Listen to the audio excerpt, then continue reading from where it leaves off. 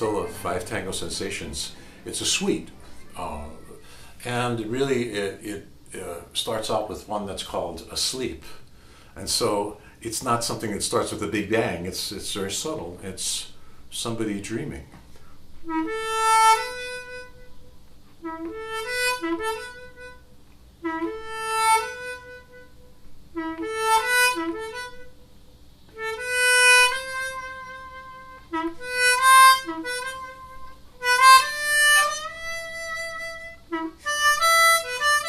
And it goes on, and the instrumentation builds. And as you might have noticed, I'm not playing a bandoneon, which is the accordion type, concertina type instrument that is used by all the tango bands in Argentina, and that was Piazzolla's instrument. So I was asked to play this suite, which is originally written for the Kronos Quartet at Ravinia, a long time ago. And I thought, can I really do this on the harmonica? Because the bandoneon is this giant instrument that has a very big range. And I listened to the recording and I realized how jazzy it was. And I thought if I could combine the spirit of this kind of, this tango spirit that has kind of an attitude, let's just say, along with the freedom of jazz improvisation, I could make it believable on this instrument. And the only change that I asked for was to add a bass player, because the bandoneon's left hand just gets pretty low, but I can't do that on this instrument. So I thought bass would really reinforce the bottom end of the sound. One of the fascinating things about this suite, I have the score here and the parts for the bandoneon here. And you see that the first movement, there's a lot of notes written, and I pretty much play it as is.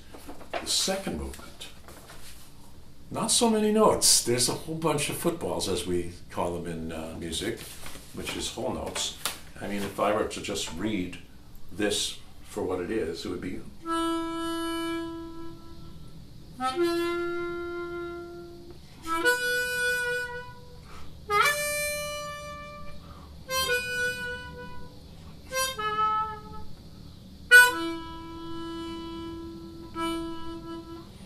I looked at this, I thought, boy, this is boring. And I listened to Piazzolla's recording, all sorts of notes that he didn't write in. This is just a sketch. And he knew what he wanted to play, and he just wrote this as a little shorthand, a little guideline for himself. And if you listen to the recording that I did with Rembrandt Chamber Players, you'll hear how I interpreted it. And on the repeats especially, he added many more flourishes to it, as do I.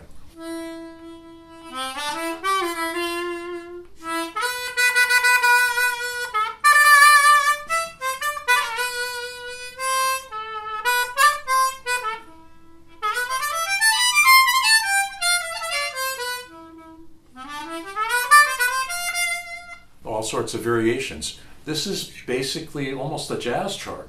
And so on my version of this chart, I wrote out the chord changes, because that's what he was hearing in his mind. I like to tell people Piazzolla's father was a bass player and moved the family to New York for his teenage years, Piazzolla's teenage years. So he spent his time living in the village in this little apartment and hearing lots of jazz as well as classical music, and got really obsessed with the music of Bach as well as jazz. And you hear that he brought a lot of this back and sort of injected it into the tango tradition more than anyone else had ever done, especially the jazzy parts of it, which made his music kind of revolutionary. And he actually was not really accepted by the more traditional tango artists. This is what happens when you try to expand a form beyond what it was before. There's sort of these shrieks, and I looked at the music and I'm trying to practice it. I could not figure out how to play it, and I listened to the recording, and he played something totally different on the recording with Kronos than he had notated on the page. So I try to come closer to what he's doing, which are these sort of shrieks.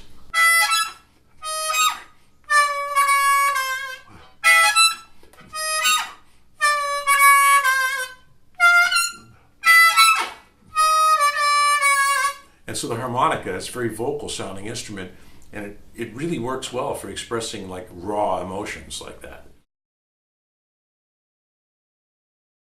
So this is a very cheerful piece. We have despair, fear, anxiety, all sorts of things like this.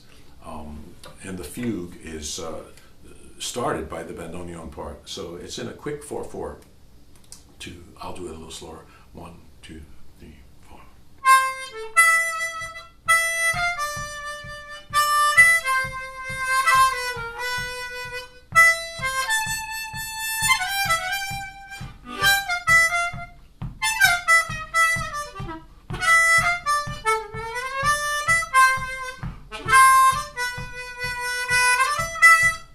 And a lot of the backgrounds for this music are like, they're like,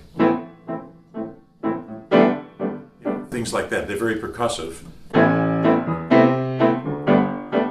or contrapuntal, depending on the demands of the composition.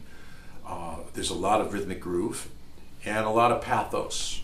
And there's also the chordal aspect of the bandoneon being a concertina accordion type instrument. And so there's a few times in the score where there are chords written, and I'll try to play them with that correct feeling. And sometimes they alternate between different keys, so I'll use two of them, like to get a D minor chord and a C sharp minor chord. It doesn't work on one of these harmonicas alone. These are just diatonic harmonicas that I play chromatically on. But so.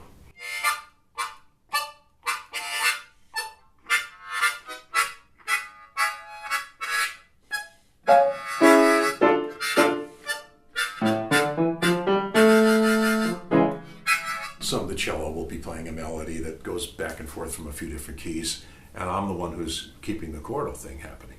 So I also do that function of the bandoneon as well as just playing the melodies.